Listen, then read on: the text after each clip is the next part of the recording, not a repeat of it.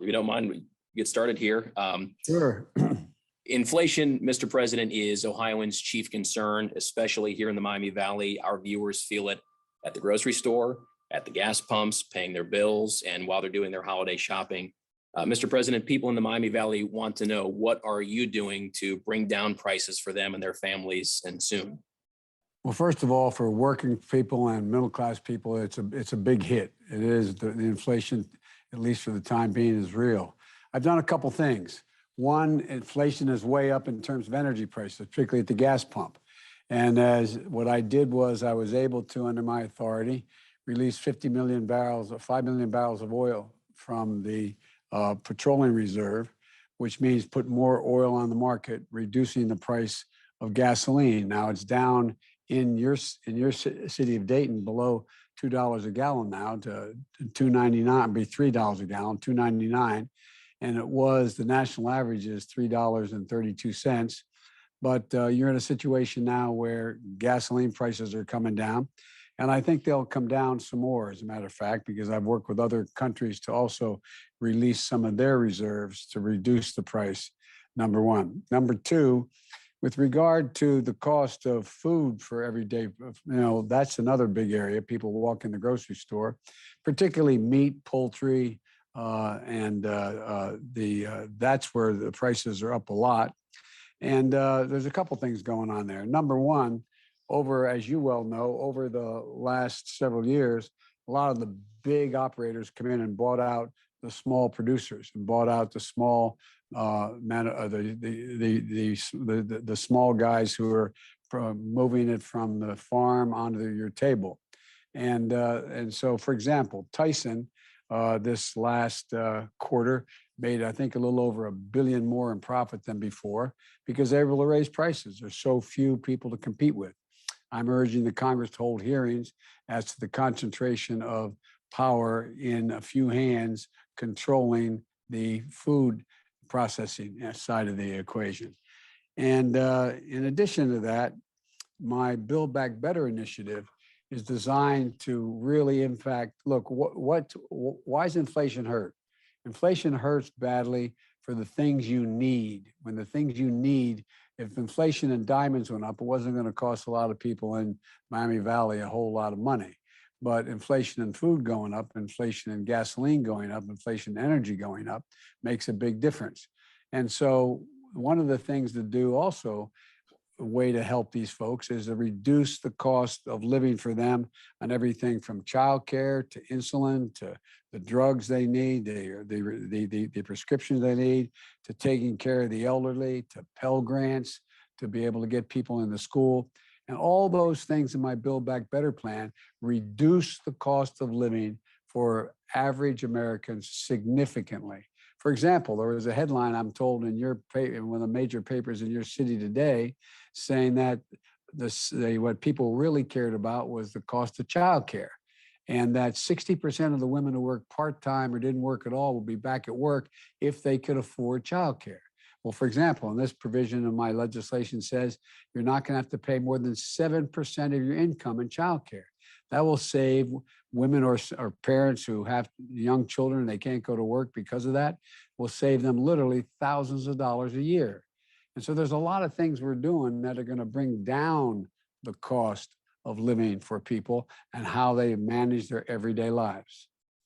What do you say to people in the Dayton area, Mr. President, who have expressed concerns about whether trillions more in federal spending will help when you have inflation at a near 40-year high? The way I say to them, this is not going to cost a single solitary penny. We're not going to increase the deficit by 1 cent in the Build Back Better plan at all. And what we did, in the same thing in terms of the whole effort to rebuild our infrastructure, we're paying for it. And the reason we're paying for it, we're starting to ask people to pay their fair share. I'm a capitalist. I think you should be able to go out and make $1 million or $1 billion, but at least pay your fair share. You got 52 corporations in the Fortune 500 companies who didn't pay a single solitary cent in tax the last 2 years. And guess what? They made $40 billion. It's not fair. Just pay your fair share. So if we have people we have corporation paying a minimum tax of 15% and all the things we're talking about, it's all paid for. And nobody making less than $400,000 a year will pay one single penny more for anything in taxes.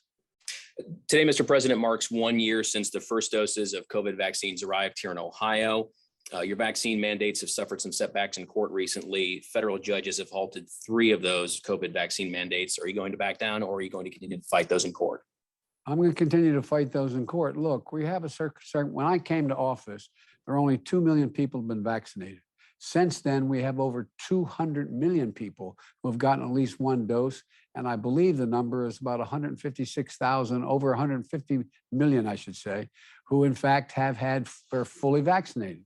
So this is a pandemic of the unvaccinated, not the vaccinated, the unvaccinated.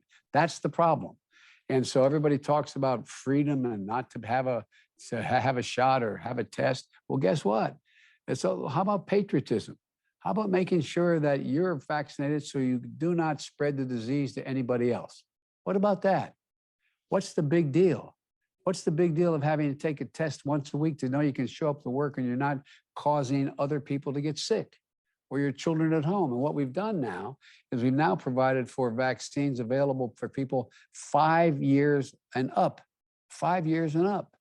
And in addition to that, we now have Pfizer has a new, it's not been approved yet, but looks very promising, a new pill, which if you take within 3 days of contracting COVID, you reduce by, I think it's so far 89% the likelihood to be hospitalized and die. And so there's a lot of progress being made, a lot of progress. Like I said, when I came in, there were only 2 million people who had been vaccinated. I got enough vaccine for the entire country and part of the rest of the world. And it's not that we don't, and it's free. You can just go right now, you can go to your local drugstore, walk in and get a shot.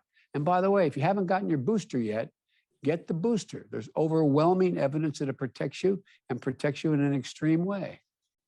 Mr. President, my last question, the National Defense Authorization Act, it has a massive impact here in the Miami Valley because of Wright-Patterson Air Force Base. It's here in the Dayton area.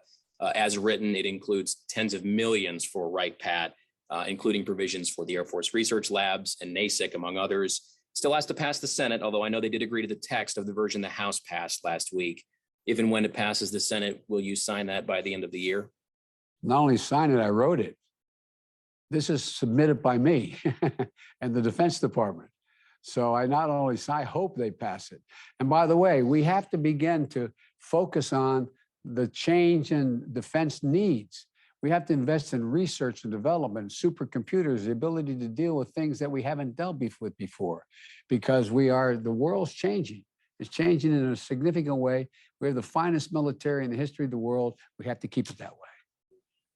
Mr. President, that's all the questions I have, unless there's something you want to mention that I did not ask that you think is important. No, John, thank you very much for taking the time to speak with me. Thank you for taking the time for us, Mr. President. I appreciate it. Thank you. Bye now.